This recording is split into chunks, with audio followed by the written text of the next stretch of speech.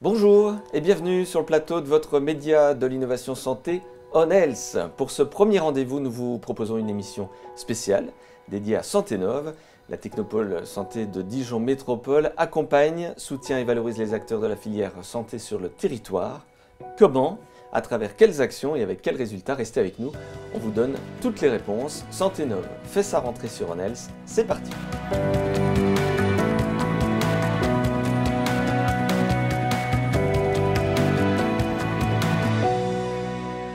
À mes côtés, Danielle Juban, vice-présidente de Dijon Métropole en charge du développement et de l'attractivité économique, par ailleurs vice-présidente de Santénov. Danielle Juban, bonjour. Bonjour Vincent, bonjour à toute l'équipe.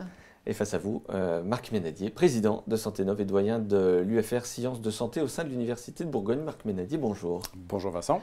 Peut-être un petit mot pour rappeler ce qu'est Santénov. Pour commencer, Marc Ménadier, un petit mot sur la jeunesse. Qui sont les acteurs à l'origine de ce projet et puis la vocation de cette Technopole Santé? Santénov est le Technopole Santé de la métropole qui a été créé en septembre 2021.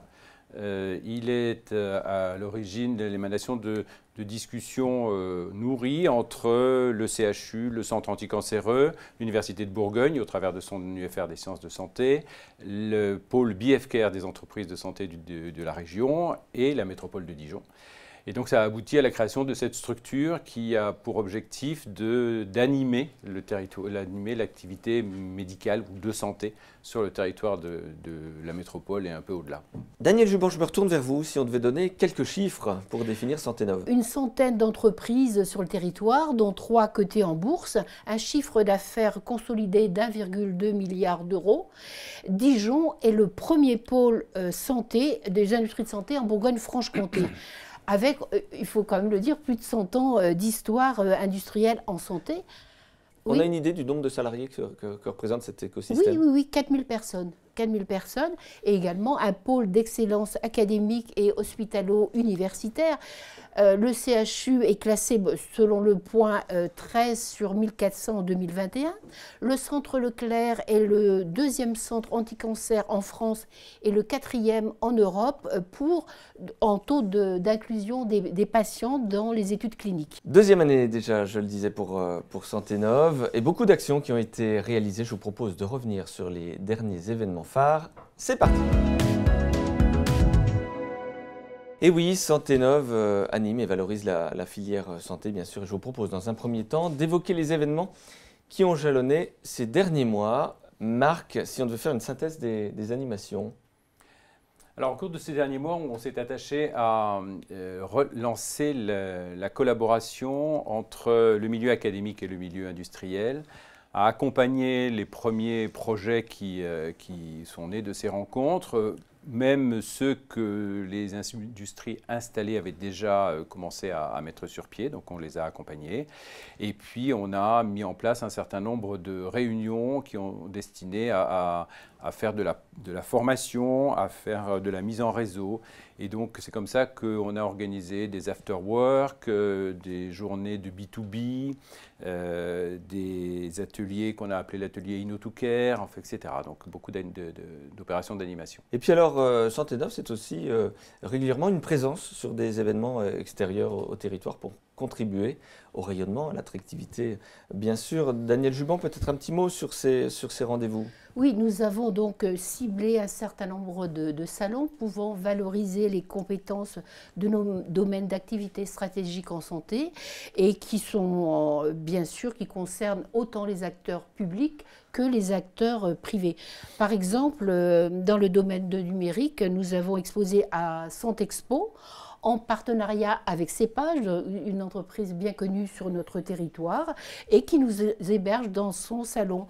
Mais aussi le congrès de la bioproduction, le congrès France de bioproduction, avec un stand commun, avec des entreprises, des start-up et des acteurs académiques. Bien sûr, nous faisons cela aussi avec notre agence d'activité Dijon Bourgogne Invest. Danielle Juban, vous évoquiez à l'instant le congrès France Bioproduction. Et bien justement, nous avons souhaité illustrer vos propos en images. Des acteurs santé de Dijon Métropole étaient présents sur le stand Santénov. Parmi eux, eh bien Urgo, de Dietrich ou encore RDPI. Ils ont accepté de revenir sur cet événement. Regardez. Delitzsch Process Systems est un groupe international leader dans la fourniture d'équipements et de solutions pour les industriels de la chimie, de la pharmacie et de la chimie verte. L'entité de Dijon est une entité nouvellement créée pour apporter des solutions d'ingénierie à ces mêmes industriels. Nous sommes montrés tout de suite intéressés par l'invitation de Santenov à ce congrès. Pour nous, ça répond à nos objectifs de développement. Et puis surtout, on avait une grande confiance en Santenov pour sélectionner les bons événements, pour que l'organisation se passe très bien. Donc c'était vraiment une très bonne opportunité à laquelle on a réagi. Notre participation au Congrès France Bioproduction 2023 a été extrêmement positive. Elle nous a permis d'échanger avec les experts du secteur, de bien mieux appréhender les tendances du marché et pour nous de dégager des pistes de développement. En plus, ça nous a permis de bien s'intégrer dans l'écosystème, dans l'écosystème de la bioproduction et dans l'écosystème local animé par Santenov. Urgo Medical, c'est 1700 personnes dans le monde qui sont focalisées pour apporter les meilleurs produits et les services aux médecins, aux professionnels de santé et aux patients pour soigner leurs plaies. Et en termes d'innovation santé, Urgo Medical innove énormément, représente 370 millions d'euros de chiffre d'affaires et l'illustration de cette innovation, c'est par exemple le projet de Genesis. Donc ce pari très ambitieux de pouvoir développer une peau artificielle pour soigner les brûlures sévères. On rentre dans une nouvelle ère pour Urgo, qui est la bioproduction. Et donc la bioproduction, c'est un nouvel écosystème à découvrir avec de nouveaux acteurs que l'on ne connaît pas forcément. Et pour ça, on a besoin de mieux comprendre où on met les pieds. Et c'est dans ce cadre qu'on a accepté avec grand plaisir l'invitation de Santenov pour participer au congrès France Bioproduction à Tours au mois d'avril dernier. Et donc je veux dire que Santenov a été vraiment très très supportif dans cet objectif, puisqu'on a pu avoir un stand commun avec d'autres acteurs publics et privés du domaine de la bioproduction en région. Et puis c'était très agréable d'aller en front uni, je dirais, avec voilà, des pairs au sein de la région. Et puis c'était l'occasion pour nous d'établir de nombreux contacts là-bas à ce congrès national, de découvrir mieux comment fonctionne cet écosystème et puis de repartir avec pas mal d'idées et des plans concrets pour augmenter nos chances de réussite sur ce projet de Genesis. Alors nous nous sommes rapprochés de Santenov afin d'explorer la filière plutôt biotechnologique, bioproduction, sachant que nous étions au départ beaucoup plus implantés dans la partie agroalimentaire. L'idée était d'avoir un peu plus de connaissances sur l'écosystème de la santé. Nous sommes venus à ce congrès France Bioproduction pour chercher des réponses à des questionnements scientifiques et techniques pour savoir quelles solutions technologiques nous pourrions apporter aux acteurs majeurs de cette filière. Comme c'était sous forme d'un congrès, nous avons pu assister à quelques conférences scientifiques nous permettant d'appréhender ce milieu nouveau pour nous, puisque nous étions plutôt dans la branche agroalimentaire. On a donc, au cours de ce congrès, trouvé nos réponses scientifiques et techniques, fait les bonnes rencontres avec les futurs collaborateurs, partenaires, fournisseurs même, et puis on a démarré des collaborations en interne sur le stand pour des projets pour la filière biotech.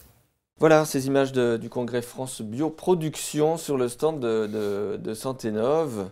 Daniel, que vous inspirent ces témoignages? Moi, je voudrais réagir d'abord par rapport à Urgo, qui est quand même une entreprise solide sur notre territoire, Urgo Medical, avec Genesis et la bioproduction. Donc c'est le développement d'une peau artificielle. Urgo a su réunir autour de lui un consortium avec des acteurs publics privés, dont Dassault Systèmes et également un labo du CNRS. Alors c'est très important pour nous les bioproductions sur notre territoire. Là c'est un investissement de plus de 100 millions d'euros investis et l'État est également présent à travers la BPI pour un apport de 23 millions d'euros. Et je voudrais signaler, puisque même le président Macron a fait un tweet pour saluer l'activité de Genesis et d'Urgo sur notre territoire. On le salue évidemment, toutes les équipes de Guillaume Olive chez Adara et chez Urgo. Marc Ménadier. Oui, cette illustration montre bien que Santenov est tourné vers toutes les structures possibles, puisqu'on voit des équipes qui sont des grosses structures comme Urgo, avec une reconnaissance ancienne et des développements importants, mais aussi de plus petites sociétés qui se créent et qui sont en train de démarrer, de décoller. Donc c'est très illustratif de ce que Santé Neuve souhaite faire, c'est accompagner tout le monde sur ce terrain et les amener à se développer et à mettre au point leurs projets. Et nous serons présents au prochain congrès France Bioproduction. Vous l'avez compris, l'animation et la promotion font partie du champ d'action de Santé Neuve, mais la Technopole Santé accompagne évidemment les acteurs en soutenant leurs projets. C'est la deuxième séquence de ce rendez-vous. Santé Neuve accompagne les projets innovants, combien à peu près chaque année? Environ une trentaine. Donc aussi bien de la start-up, de l'industriel. Absolument, jusqu'à la grande entreprise. Et tout ça est fait en liaison avec les autres acteurs qui œuvrent dans cette activité, hein, que ce soit l'État ou la région, les structures de type DKBFC ou, voilà, ou la SAT Science, enfin tous ces partenaires. On travaille ensemble pour dynamiser tout ça. Alors tout cela peut paraître un petit peu théorique. On a souhaité en savoir plus. Eh bien, nous sommes allés rencontrer les acteurs et porteurs de ces projets avec nos caméras. Parmi eux, et ce sera notre première illustration, une start-up, c'est Celaven. Julien Mariotti est fondateur de cette start-up née pendant la crise Covid. Je vous propose de l'écouter. Celaven, c'est une entreprise que j'ai cofondée avec mon associé et qui a pour objectif en fait de rendre accessible la culture cellulaire in vitro automatisée pour les laboratoires de R&D. On est en train de réaliser notre levée d'amorçage qui devrait être clôturée d'ici la fin de l'année et qui nous permettra de lancer la production en série de notre prototype afin de pouvoir le vendre d'ici à 2024. Avant même la création de l'entreprise, on cherchait à trouver des contacts dans différentes régions. Et donc, le réseau Santé Neuve m'a directement pointé vers l'incubateur. C'était au tout début de notre histoire.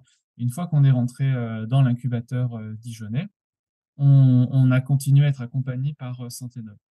Donc, d'un point de vue pratique, c'était des réunions régulières qui nous permettent d'échanger, d'être challengés aussi sur certains points, business, trésorerie, enfin tous les aspects qui composent un projet d'entreprise.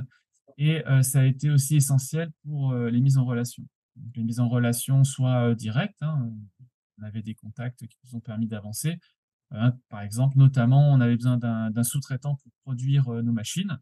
Et bien, on a, grâce à Santé Neuve, été mis en contact avec une excellente entreprise en région Bourgogne, justement, qui est capable de produire notre automate. Et comme ça nous permet d'avoir une production localisée en France. Au-delà, Santé Neuve, ça nous a aussi permis d'accéder à des salons, des salons type des conférences scientifiques ou des salons professionnels, qui nous permettent de présenter notre futur produit. Et comme les coûts sont pris en charge par Santé Neuve, c'est effectivement intéressant pour une start-up, surtout au début, quand on n'a pas trop de financement. Qu'est-ce que ce témoignage vous inspire, Marc Ménadier? C'est typiquement emblématique de ce que souhaite faire Santé Neuve, puisque cette start-up, qui arrive d'ailleurs d'une autre région et qui vient s'installer en Bourgogne, cherche à s'établir, à nouer des relations à la fois économiques, financières ou scientifiques. Et donc, Santé Neuve l'aide à se développer ce réseau sur place pour qu'elle s'y installe et qu'elle se développe. Deuxième illustration, je vous propose d'aller à la rencontre d'un industriel. Il s'appelle Hervé Legrand, il dirige MoveMedix, une entreprise spécialisée dans la conception de ligaments artificiels. Et je vous propose de le retrouver en plateau juste après ces images. En 2021, nous avons racheté avec le biais d'un fonds d'investissement cette société et nous avons développé cette société dans son activité commerciale essentiellement, en la structurant et donc en recrutant énormément pour passer de 7 personnes au moment du rachat à 25 personnes ici maintenant et 15 en Chine. Nous dessinons, fabriquons et commercialisons des ligaments artificiels, donc de ce type-là, qui sont à base de PET, qui est un nylon plastique. Ce qu'on appelle le PET, c'est le polyéthylène terephthalate, qui est plus communément le plastique que vous avez dans les bouteilles, mais qui est aussi surtout un matériau qui est utilisé de façon très très répandus dans le corps comme matériaux inertes pour le corps humain. Nous avons donc différents types de produits qui permettent de suppléer des ruptures de ligaments, de tendons, voire de muscles ou de tissus mous en général. De façon plus précise, nous traitons des patients qui ont des accidents communs, disons, comme par exemple un ligament croisé antérieur qui va être rompu. Et nous allons le vendre à un hôpital et le chirurgien orthopédique va opérer ce patient avec notre ligament. Donc il va remplacer le ligament natif par ce ligament artificiel de façon à ce qu'il puisse avoir une activité identique, voire supérieure. Voilà pour ces images, on a la chance d'accueillir Hervé Legrand, CEO de MoveMedix. Bonjour Hervé Bonjour. Legrand. Un petit mot peut-être après avoir vu ces images. D'abord, Daniel Juban, Marc Ménadier, voilà, sur cette entreprise MoveMedix spécialisée dans la conception de ligaments artificiels.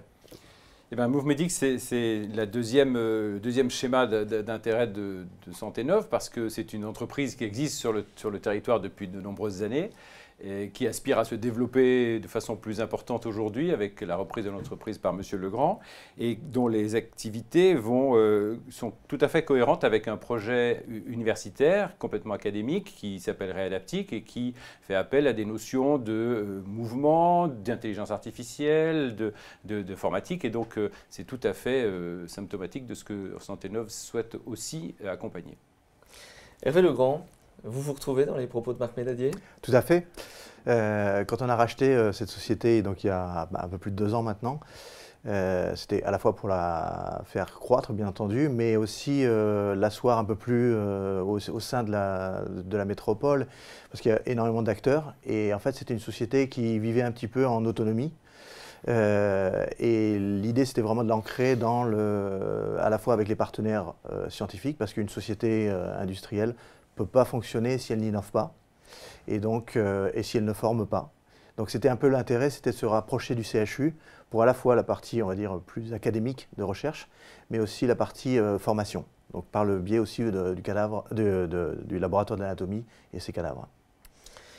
Comment vous voyez cet accompagnement dans les mois, dans les années qui viennent?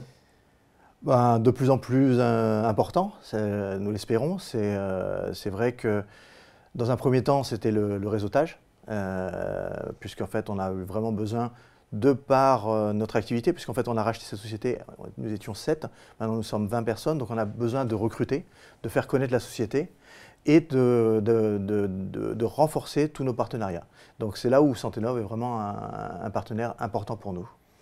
Daniel Juban, l'attractivité, finalement, elle va un peu dans les deux sens, quoi. On cherche à faire venir les industriels de santé en Bourgogne-Franche-Comté sur nos territoires, mais c'est valorisant aussi de voir des industries de santé locales prendre leur essor à travers la France. Oui, bien sûr. Nous, alors, autant Santé Neuve que Dijon Métropole, nous sommes là pour que les entreprises viennent, se sentent bien, ça répond à l'écosystème et qu'elles puissent croître. Merci Hervé Legrand, CEO de MoveMedix pour ce témoignage et soyez assurés que sur ONELS, on continuera de nous intéresser de très près à votre actualité. Merci à vous.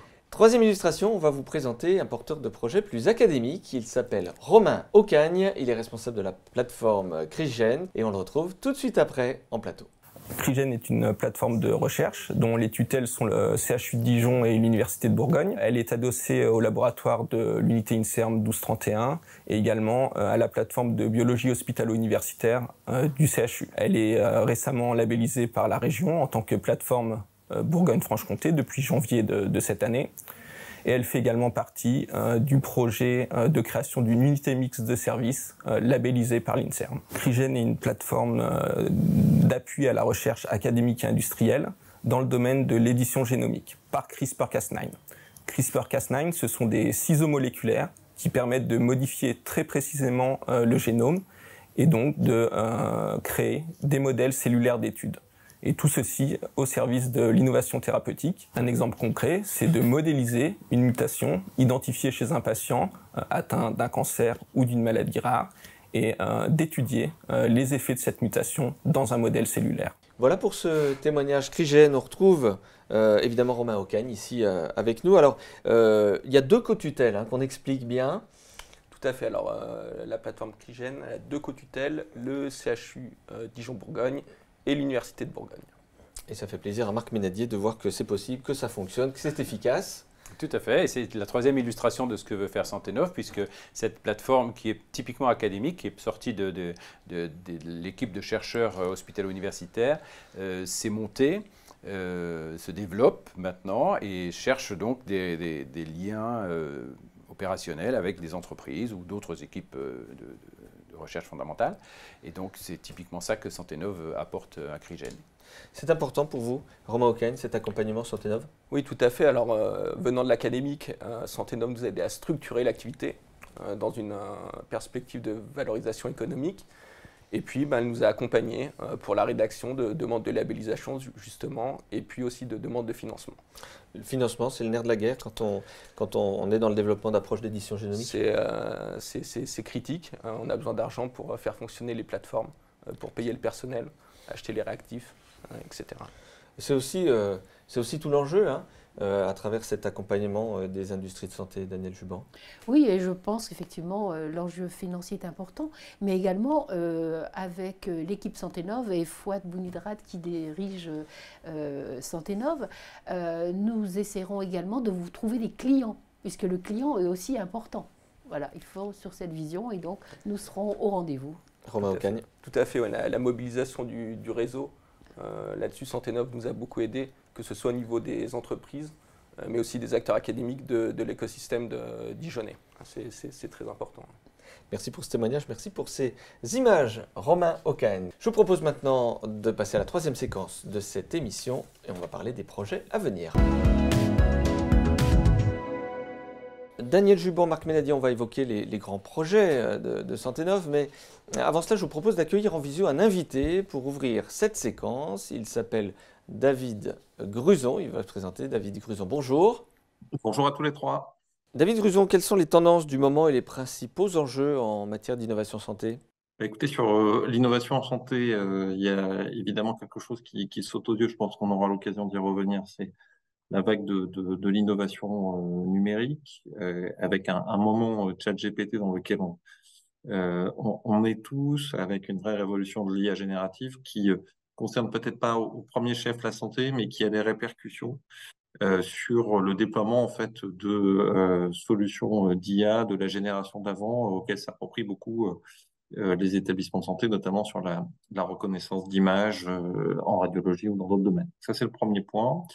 Deuxième point, on voit qu'il y a une progression dans le champ de l'innovation des pratiques avec l'extension des délégations de compétences vers les infirmiers de pratique avancée, mais aussi vers les formations avec des pouvoirs publics qui accentuent ces délégations de compétences, ces transferts de responsabilités sous égide des responsables médicaux de la prise en charge des patients. Et puis le troisième point, peut-être un peu moins visible, je pense qu'il y a beaucoup d'innovation dans les pratiques de démocratie sanitaire, avec une montée en charge forte du rôle des représentants des patients, du rôle de France Asso Santé.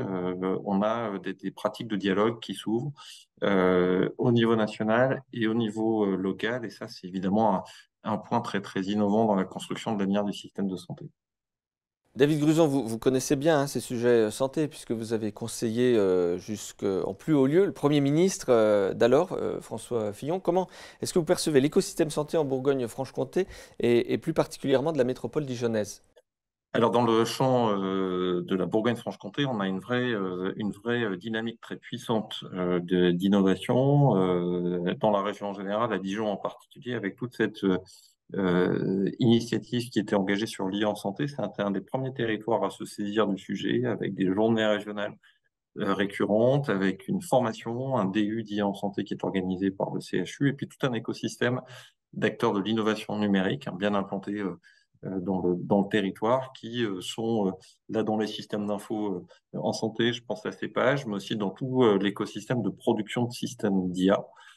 Et donc, on a là l'exemple de ce qui est la construction d'un écosystème puissant, à la fois local, mais aussi branché sur des interlocuteurs nationaux. Et là, pour ce qui nous concerne un petit peu plus, nous, avec Etikia, une attention tout à fait forte à anticiper les enjeux éthiques et le futur cadre de régulation européen qui arrive avec le règlement européen sur l'IA, les obligations de garantie humaine, de supervision humaine de ces systèmes. Et quel rôle peut jouer un acteur comme Santenov pour répondre aux enjeux que vous venez d'évoquer? Écoutez, Santenov a un rôle tout à fait majeur qui est le rôle de catalyser ces synergies entre acteurs de santé. Même si la dynamique d'innovation est globale, tout particulièrement dans le champ du numérique, on a des acteurs qui, sous le poids d'ailleurs de contraintes tout à fait compréhensibles, liées à la pression qui s'exerce sur le système de santé, peuvent avoir le réflexe premier de rester dans leur tuyau d'orgue. Le CHU, les acteurs de la santé en ville, les concepteurs d'innovation. Donc, il faut créer des lieux de rassemblement où le dialogue va pouvoir se mettre en place sur des démarches qui vont faciliter ces échanges entre les uns et les autres. Et là, la préparation de cette conformité avec le règlement européen sur l'IA, ou les protocoles que l'on va engager avec le territoire dijonnais pour créer ce que l'on appelle des collèges de garantie humaine qui vont rassembler les professionnels de santé, les représentants de patients, les concepteurs en IA sous l'impulsion de Santenov. C'est l'exemple d'une dynamique qui peut créer ce type de rassemblement. Donc c'est une catalyse de synergie sur l'innovation en santé. Et là, l'échelle territoriale de la métropole est vraiment l'échelle pertinente à mon sens.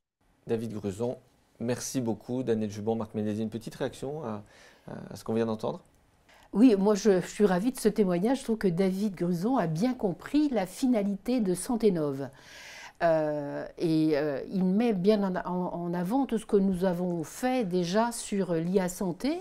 Et puis je dirais, mais Marc pourra peut-être en parler, le DU en IA santé, c'est important. Et nous avons sur le territoire un certain nombre d'entreprises pilotes, que ce soit Cepage, Atoll CD.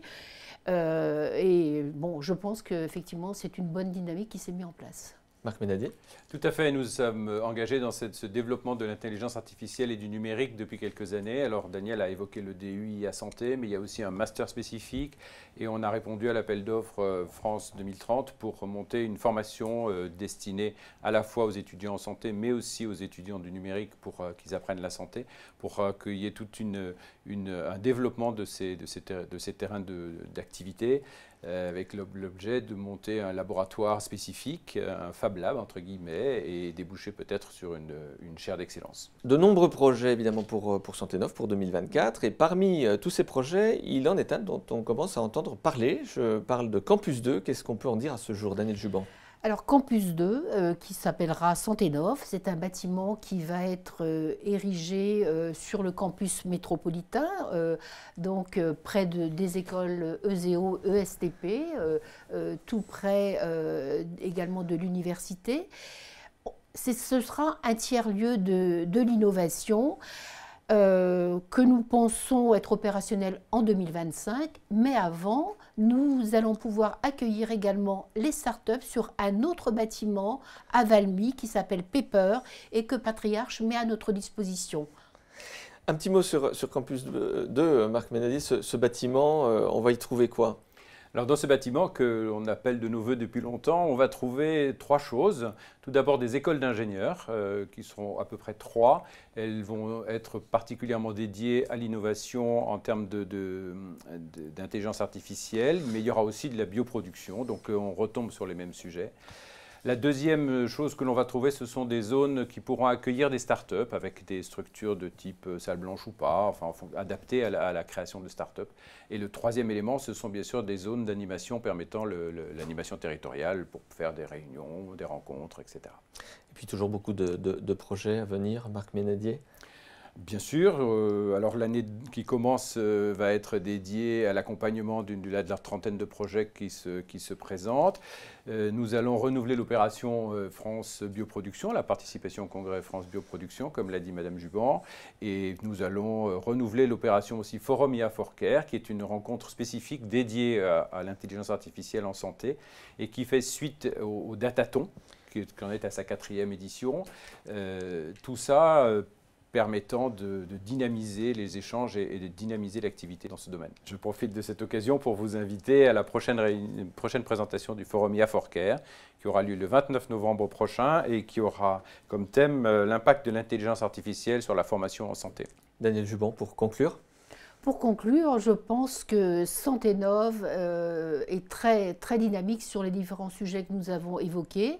Je voudrais saluer aussi le travail du conseil d'administration. Nous nous réunissons tous les mois et je dirais toutes les entités répondent présentes. Donc ça correspond effectivement à une volonté du président Rebsamen, mais à une exigence pour notre territoire également. Eh bien, on souhaite à Santénov une excellente rentrée. Bravo pour tout ce qui a été réalisé, qui continue de l'être, évidemment, aux côtés des acteurs santé. ONELS continuera d'être à vos côtés. Merci à Fouad Bounouidrat pour la préparation de cette émission, à notre rédacteur en chef Antonin Tabar, à nos partenaires et notamment au pôle expert santé de la Caisse d'épargne de Bourgogne-Franche-Comté. Merci aux équipes de Buzz et compagnie et Rolf Productions qui ont préparé cette émission. Et n'oubliez pas que vous pouvez nous suivre sur le site internet qui s'affiche, sur les réseaux sociaux également, et à vous abonner à notre newsletter hebdomadaire pour tout savoir de l'innovation santé. À très bientôt sur ce plateau.